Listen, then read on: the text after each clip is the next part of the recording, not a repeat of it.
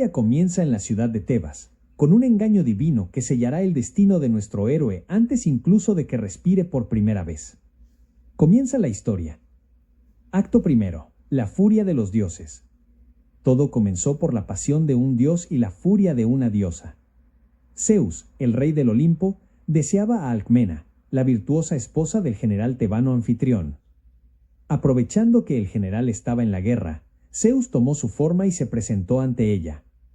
De esa unión divina y de la posterior llegada del verdadero Anfitrión, Alcmena concibió gemelos, Íficles, hijo del mortal, y Alceo, hijo del dios. Pero esta infidelidad no pasó desapercibida para Hera, la reina de los dioses.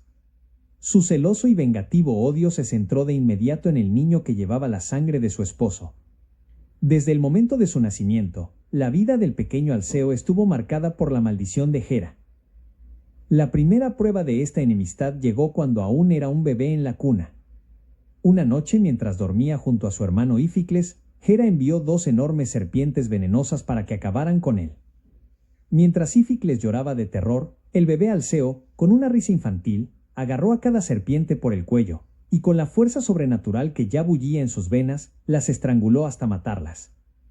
Cuando sus padres entraron en la habitación, encontraron al niño jugando con los cuerpos inertes de las bestias como si fueran sonajeros.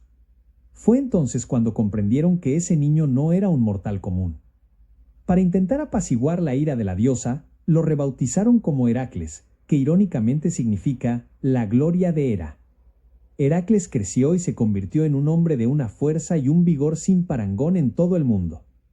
Era un prodigio físico, capaz de realizar hazañas increíbles.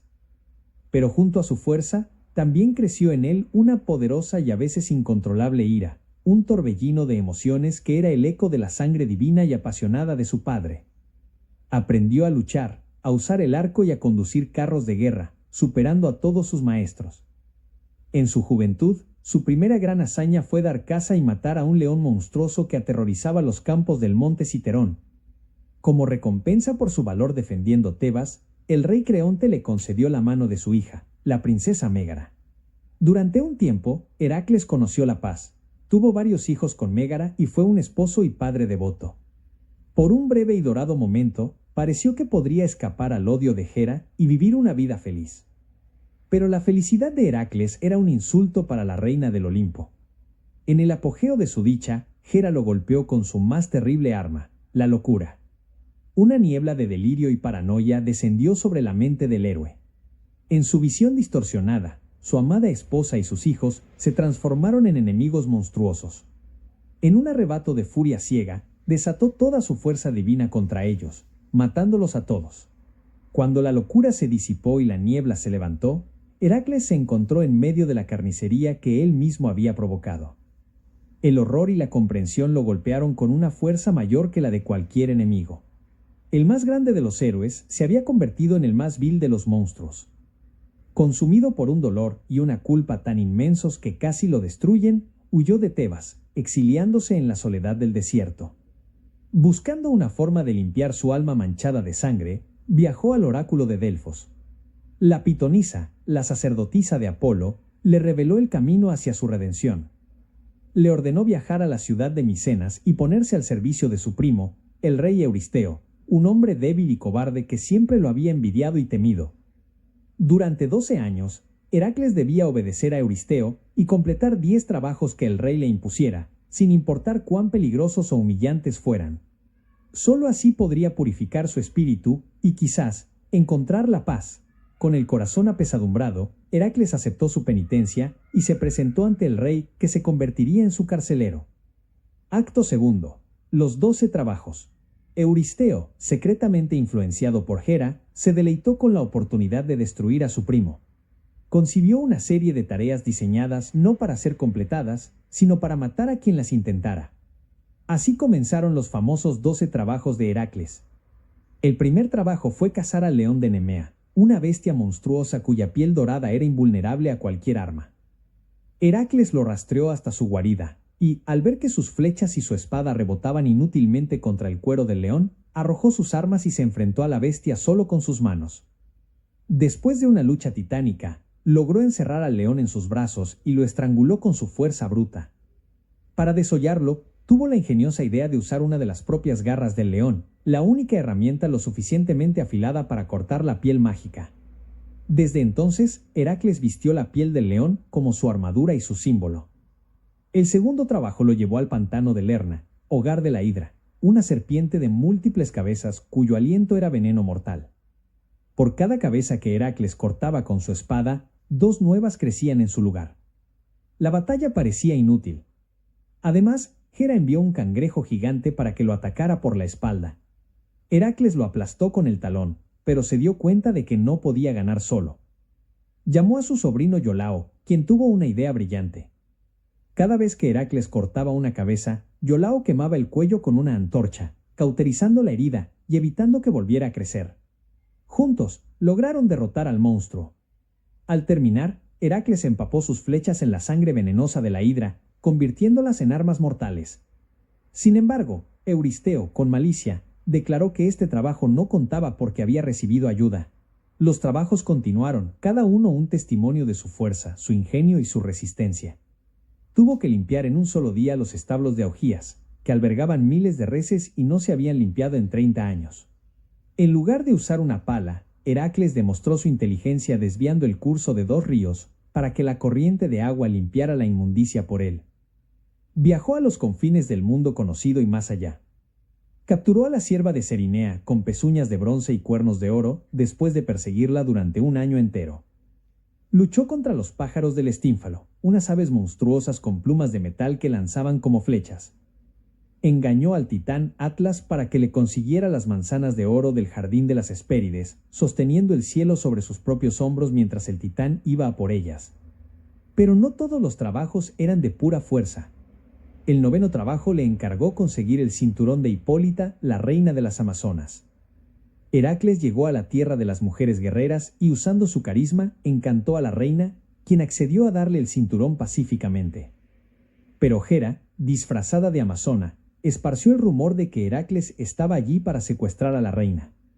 Las guerreras atacaron y Heracles, creyéndose traicionado, mató a Hipólita y le arrebató el cinturón, un acto que le pesaría en el corazón.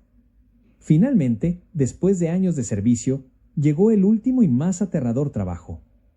Euristeo, seguro de que esta vez sería el fin de Heracles, le ordenó bajar al inframundo y traer de vuelta a Cerbero, el perro guardián de 3 cabezas del reino de los muertos.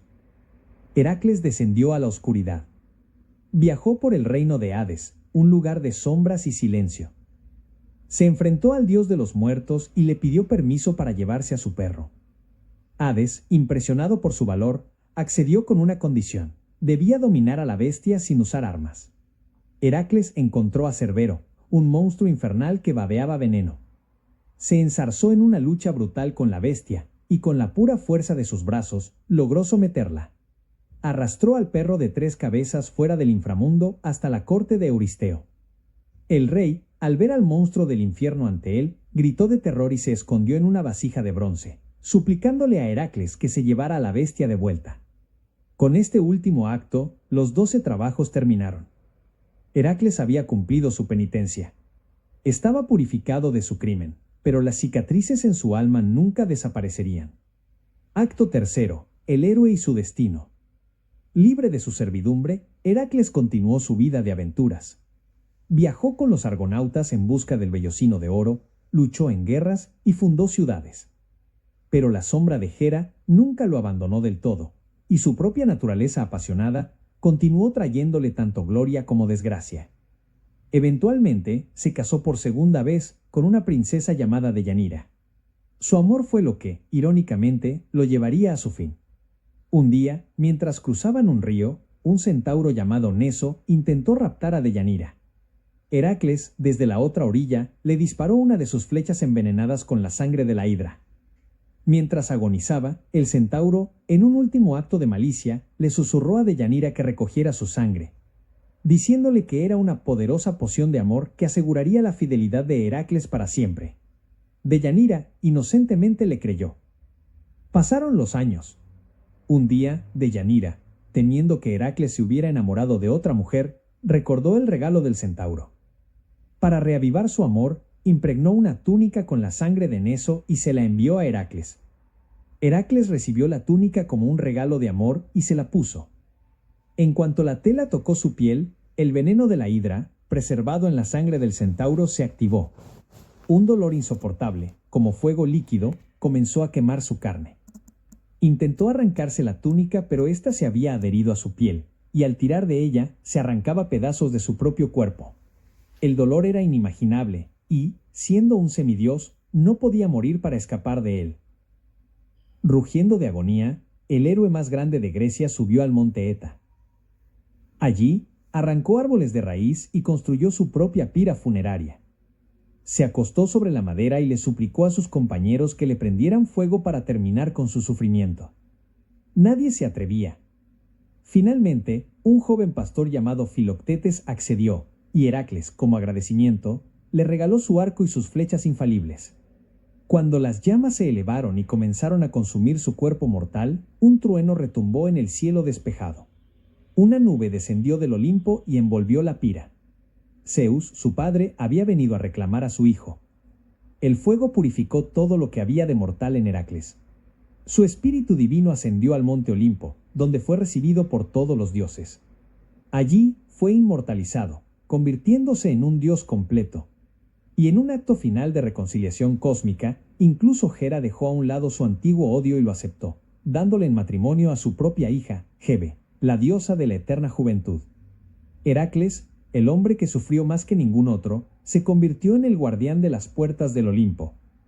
Su historia se convirtió en el mito supremo de la resistencia humana, la prueba de que, a través del sufrimiento, la penitencia y una voluntad inquebrantable, un mortal puede superar sus crímenes, desafiar a los monstruos y a los dioses, y finalmente, alcanzar la inmortalidad.